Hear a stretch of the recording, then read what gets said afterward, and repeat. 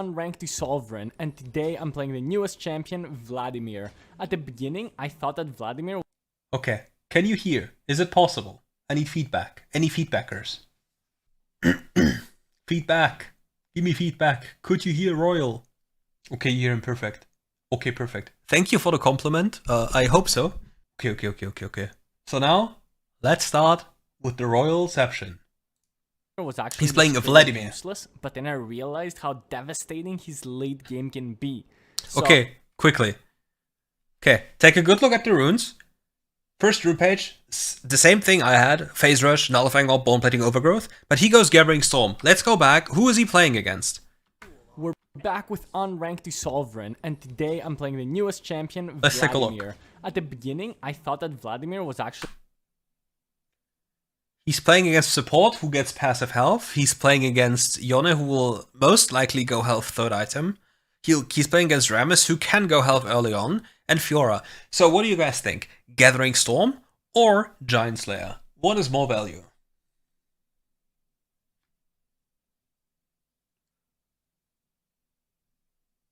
The issue is objectives in a WildRift game. If you play, let's say you have 3 dragons, is a huge win con if people play properly, but if they don't play properly, for example, at minutes 17, 18, 19, somebody just runs side lane and suicides. And yeah, that happens a lot of times. So in reality, objectives are cool and all, but objectives scale with skill level. So in this game, I believe, as you said, Giant Slayer is probably the way better rune because Gathering Storm will delay the value you gain by a lot. Summoner spell Ghost, since we don't have Cleanse, good choice. He doesn't really need Exhaust, otherwise he could take Exhaust to make sure that Yone doesn't just insta-kill him or something, but if he plays, like, uses Pool correctly, nothing will happen to him. Okay. During the laning phase, as you see, he starts with the Amplifying Tomb. That lets me assume that he wants to go for the Boots of Mana as a rush. Going for Boots of Mana as a rush equals he doesn't have Schooner Reduction, so he will probably personally go for, I guess, a CDR item afterwards. And yeah, so let's take a look. Useless, but then I realized how devastating his late game can be. So I've made a rune page and playstyle to optimize him as a late game carry. Pretty much the entire laning phase I'm gonna play as safe as possible until I've maxed my first ability. So I'm gonna keep poking him whenever my first ability is up and whenever I'm available. But the whole point of this playstyle is to scale for the late game and dominating team fights. Because once Vladimir is fed, he's on... Okay, do you realize what he just did? So you saw that Yone had Q3. If he stands behind the minions, he allows Yone to Q3 him and the minions at the same time. By approaching from the right side, he forced him to make a decision. And he can't just make the decision. If he goes into the minion wave, the Vladimir will constantly auto-attack him. And if he goes into the Vladimir, he has to walk backwards afterwards and takes minion damage, and he just loses the trade. So it's actually a smart play by the Yone not to do anything, as well as by Royal approaching from the way he approaches him. Honestly, a bigger threat than Kayle, bigger threat than Kassadin. His late game is just absurd. So in the early game, our cooldowns are very, very high. Like our first ability, Where's my sound? 9-second cooldown, which is just awful, and our second ability does he not speak? No damage.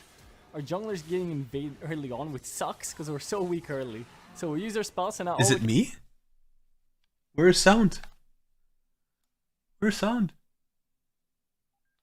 Can we just walk around back. and attack?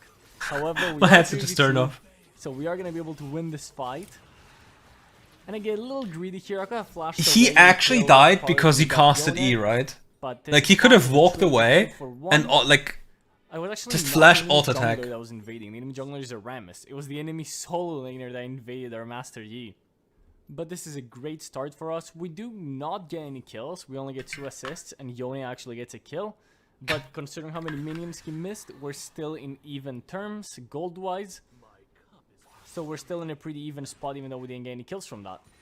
So we're going to continue with our chill playstyle. I'm going to thin out the wave with my third ability whenever possible. Because Vladimir is not great at farming at their turret, so I don't want a massive wave under my turret. And Vladimir early game is so rough. Wave, right? Yone is really good in long trades. I'm only good in short trades like these. So I'm staying very close to my turret so he can't engage on these long trades. And I also cannot get ganked, as you can see. This is exactly how you want to play versus melee mids. do not push to try and harass them on their turret. If they're not going to the wave, don't auto-attack it for no reason. Hold the wave near your turret like I'm doing. Please, this is the mistake I see every mid laner do. And this is how I'm getting so many free wins against He's so right. far ahead from laning phase. People just don't understand how to play ranged versus melee matchups or the other way around. When I'm playing a melee champion, the enemies always just push and give me the space I need to all in. But when I'm playing a ranged champion, my goal is to not give Yone that space that he needs to just all in me and kill me. I don't wanna. I wanna Usually, force him yes. to short trades where he can't overextend because of my turret. Speaking of overextending, he just ults and completely whiffs it. So I'm just gonna chase him down, Free kill. follow his flash, and get the first kill. That's exactly what you wanna be doing. Hold And the Vladimir wave can under your crash turret, now. wait for them to make a mistake and punish it. Because every time that he wants to last hit, he's come closer and closer to my turret. I can keep poking him down while being very safe. I Okay, mean, he has boots usually upon her. Yones won't make the mistake that this guy did of just diving me like that with his ulti. Even if he did hit the ult, I don't think he could have killed me. So I don't really know what that was. But in general, this is how you want to play laning phase when you're playing ranged versus melee. Do not push the wave, hold the wave. Our goal for now is to go for short trades. I don't want him to stack his lethal tempo. I don't want him to stack his damage on me. So I'm just going to keep doing short trades with my first ability and my second ability and staying outside of his all-in. If he does manage to all-in, I'm just going to pull and walk away. So we're not really scared. If Royal gets a very deep board, like somewhere down here, for example, or like here, he can play so aggressively on this entire side here, because theoretically the enemy can never really get to him, as long as he uses his pool properly. Of his all-in. So Like, whenever I'm now the Vladimir dominance is established. Combo, Like, here goes the for a Yone long goes for trade. trades, I'm gonna but proc my phase rush and he get out. can't. I didn't need to use my Wave pulse state time, is which is absolutely great because I awful do for wanna enemy keep that Yon. up in You case can't I do play. get ganked. It's my only real gank escape tool, so I don't want to waste it for every single trade, right? I want to keep that up. Because if I do waste my pull, I'm then forced to play safer He in can case of a gank. Now I can play full more clear aggressive out, because my pull is up. as If the Yone I probably get reset, ganked, and then go just for a walk quick away. reset again. Like Ram is coming for a gank. pull Pulls and through walk away, Ramus, and that's it. classic. Now for the next 20 seconds, I'm a little vulnerable, right? So I need to play a little safer and keep in mind where Ramus is. The Yone is griefing. Like, he's not doing anything about the wave state. Like, for example, Vladimir tried to push, and he could have punished him. Oof, the Karma Karma carried here, yeah. gives me enough movement speed to get to the Yone, which we love to see. We're still playing Master tier. We're making our way to Grandmaster. His first item spike isn't actually as powerful. Like, the only good thing about this first item spike is the cooldown reduction. Annie, if you guys want to see an Annie video, I actually think she might even be the strongest mid laner right now. It's honestly like a toss-up. I'm having a lot of success with both of Vladimir and Annie.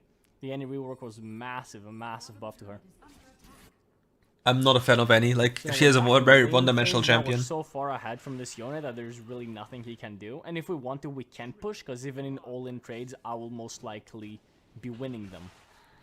I'm only getting stronger from here. I've gone past the point where I'm weak, and now I'm just strong. Yep, first strike.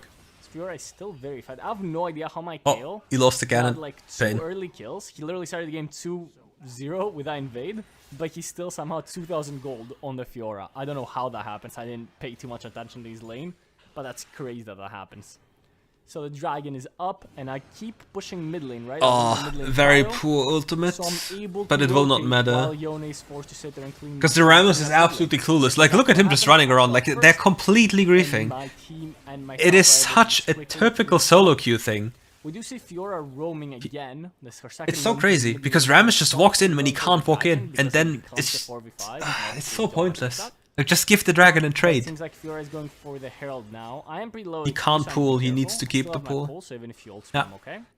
So I just Um, want to spare my first ability and get my HP back up. I think it's really like, I think it's pointless that he tried, like, that he briefly walked up there was technically pointless because nothing was happening. And even if he's there, like, he couldn't have made the difference simply due to spacing. To follow up. Like, his primary idea should have been pushing the wave instantly, and then either reset or prepare something around to Herald. Like, if he pushed instantly, you could have walked into his jungle, queue a jungle camp, and then get extra healing, because that grants extra healing. compared to minions. Because minions, the effect is lowered on your big, like your red Q. Oh, you hate to see it. I missed the cannon minion.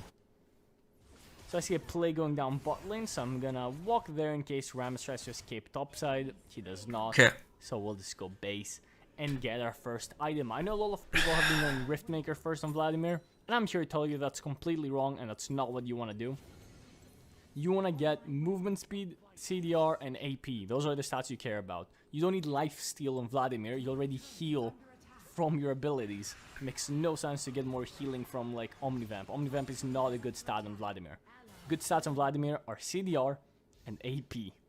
You're a burst mage, not a sustain mage. Do not fall for the trap to think that Vladimir is a sustain mage. He's not. He's a burst mage. You want Well, to one-shot the Riftmaker is also a lot of damage. Small trade and I run. So Small trade and I run. 9% of your pre-mitigation damage is rough. Damage with his golden first ability, right? And finally enough, Swain barely sustains. Very low HP. Like, He's gonna pull proto belt. I'm gonna get my first ability on him, and even though he tried to get away, my ulti's gonna clean him up, and now I can continue to get the turret. He literally can't lane against me, and it's so easy to dive with Vladimir once you're ahead, because you lose turret aggro with your pull, right? So you can just do your first ability, do your third ability, the turret's hitting you, dodge it with your pull, and then just do your combo again, and he should be dead. Now I see a roaming opportunity. he approaches from far. He like the biggest issue is like he's very lazy when it comes to camera control. Like taking a look at what's happening. Darius E should be up soon again, right? She flashes. He does flash for it, so I didn't need to flash. We kind of flashed at the same time. Unfortunate flash. But that's fine. We do get the Zeri. So does he go for the next wave, which he most definitely should? Whenever possible, I am farming minions. I am farming camps. I am farming. Because Yes, GPM is king. Resources. I am slightly overextended for this wave. There's no overextended. Like he can't die. Like he can't die. It doesn't matter. I see Yone on the map. It's only Rammus, and I do have my phase rush and pull, so I can So in theory, get away from the Rammus no matter what. Like in theory, he was overextended, but in reality, he wasn't overextended because there's no way he can die, so it's not relevant. And it's all about relevant. Like if you see enough people on the map, it doesn't matter if you're literally in their nexus, if they are close to your tier 2 bot. Even you being overextended in a literal sense has no impact on your life. Like his job was to push the next wave to make sure the wave crashes so the enemy doesn't get free gold. So this tower up there consumes the gold or forces somebody to walk there, which then at that time was not available because nobody was alive, and the Rammus was then there and he can't do anything. Like it's just pushing waves into tower, denying the enemy gold, which for example also happened mid lane when he hovered towards Dragon, even though he didn't have to be there anymore because the play was already over. He could have pushed the wave faster, making the enemy lose more gold on mid lane, then transition to potential Herald situation or sustaining jungle or recall. It's just about optimization. So we're gonna continue towards our death cap. Once we get our death cap power spike, we're gonna be unstoppable. Good outplay from the kill. I should talk to him a lot, but 5-2-1. He's down 2,000 gold while he's 5-2-1. I don't even know how that's possible. Either this Fiora is a god, or Kale just is missing every single minion. I don't know how that's possible. So now we're gonna keep farming and we're gonna keep pressuring waves. Like as you see, he's on the opposing side from his team. There's nothing happening right now. Before and have watched Elite 500, one of the best Vlad players. I used to play versus him all the time back when I played in high elo League of Legends. He was one of the best Vlad players and he still is. A deep ward now would be very beneficial for him. This ward is not good. As we see, Dragon is currently spawning. This ward has lower value. Like, a better ward would be slightly to the right.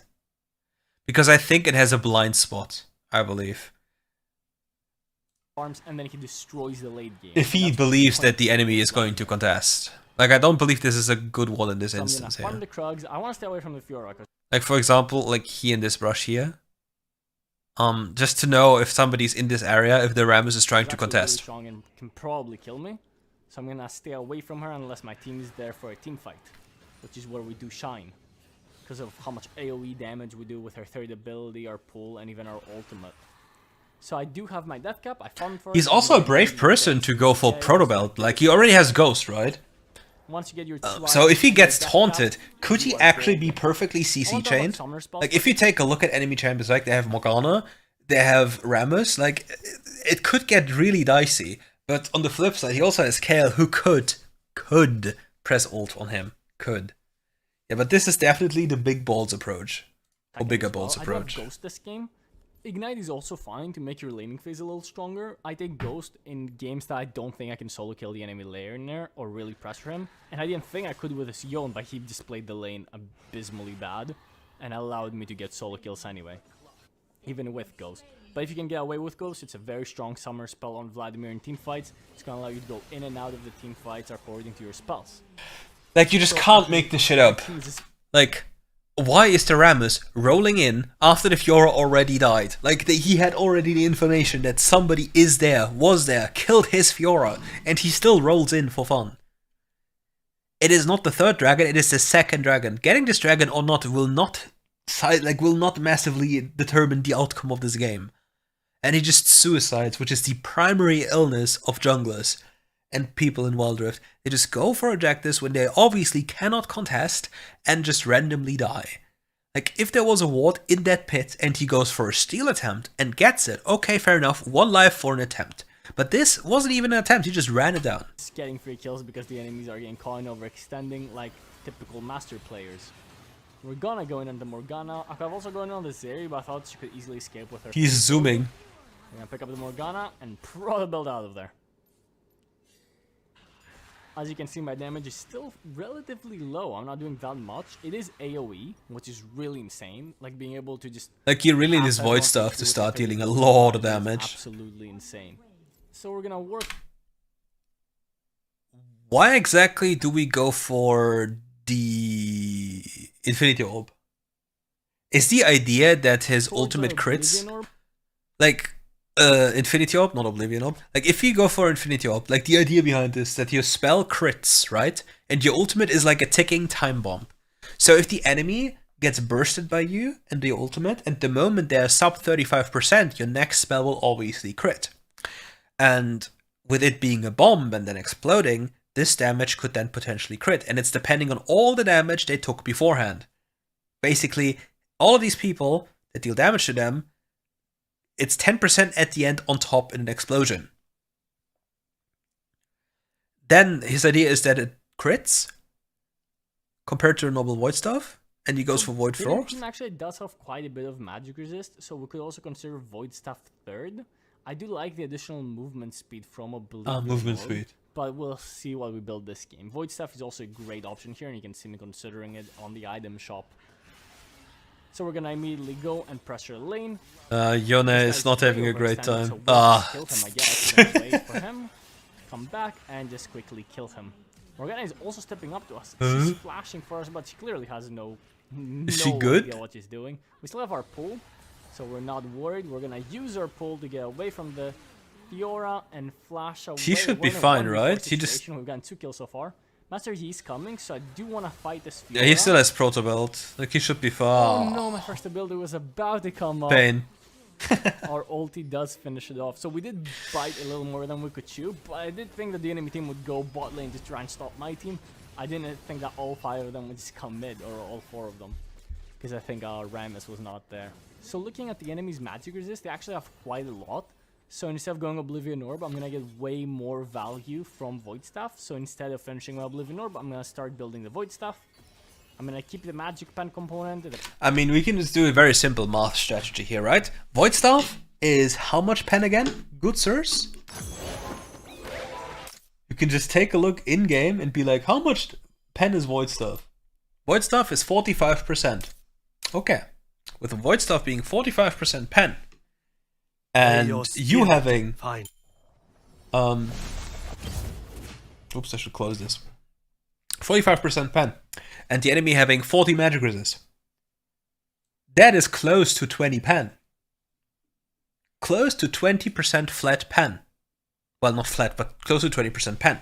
Now, if you add to the mix that the enemy has... that you also have flat pen on your boots, with like 8, then it's 28 magic resist taken away. So it's funny because Void Staff is even broken against lower MR opponents if you have flat pen in combination. Like just a Prophet's Pendant, for example, is 13 pen for 1,000 gold. sorry, 12 pen for 1,000 gold. And if you pay attention to enemies' magic resist, especially if they have no clue that they could or have to buy a non-magic mantle to survive, they're in for a bit of trouble. Pennant. But Void Staff is just so much value this game. Okay, Kale. Oh, Yone almost went on a crazy outplay. I see you, Yone. I see you. But this Yone is just too far behind. He only has one item, and it's 13 minutes in. Pooling for fun. So we're gonna continue farming jungle. This is something that I do in a lot of my videos, and a lot of you guys get mad at me in the comments. You're like, "Stop farming the jungle. You can't." Yes, I can. I will. He's right. If there's downtime, farm jungle. Why should you not farm jungle? Let's take a look. What did he do? Like, look, his entire jungle is up. He's chilling in Narnia Southwest. Jungle. This is something that I do in a lot. Then he's recalling. Videos, like, and a lot of you. Technically speaking, if his team wants to play for Baron and he has teleport, for example, he can farm the entire topside, play topside, because he has no business being here. He will play around here, around the Nasher. You guys get mad at me in the comments. You're like, "Stop farming the jungle. You can't." Yes, I can. I will keep getting resources and I will keep 1v9ing. I don't care if my jungler misses a camp. The gold is better on me. He's got a point. Quick yoink. That damage. Okay, Vladimir. Oh, enemy surrendered. Already surrenders. If you guys want to see another Vladimir video, okay, is there a brief moment where we can quickly see the enemy's items? Does he open scoreboard? There he goes. Okay. So we have HP, no HP, no HP, HP. So he has currently 3 targets where Giant Slayer has decent value depending on how much they will get afterwards. Whereas Gathering Storm at this point I think grants him 28 AP. Is that right? 28? Compared to Giant Slayer, this is 250, this is 400. This is 8% damage increase. And yeah, I mean, this is just griefing, right? Like, yeah. But I think in this game, you'd be very bad. Like, you would be way better off with Giant Slayer regardless, no? Like, support gets passive health anyway from support item. And the other champions have enough health. So I think Giant Slayer would have just been better than Gathering in this one. By a mile, actually.